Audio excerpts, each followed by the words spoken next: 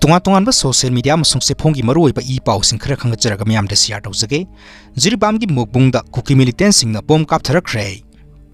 Myanmar dagi Kuki laloba samapan sangsilaktuna maitena khundaba tampak singda paksina attack chathakidrabasu Jiribam district ki manung sanba mukbungda maitena khundaba mafam singda Kuki militant singna masing yamlaba bomb kaya kapsilaktuna landarakhre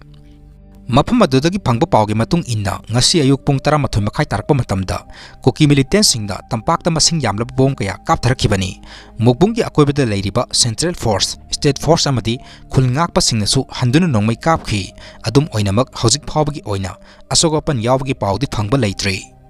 Makha tarakpa update Nagaland police na Kuki jo singi frontline warrior oiriba drug karbar tawba sing drug ka kona na fare hairi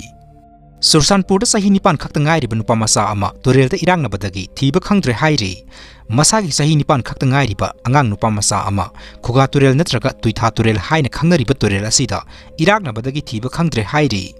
Thaudok asi ngarang ayuk thokhibani thiba khangdana leiriba angang nupamacha adu Sursanpur gi national bank dagi Jacob kawi hairi nupamacha asi laikai miyoi amadi CSO singna thiba gi thabak chathaki adubu phangba ngamkhide haina asumna phongdokle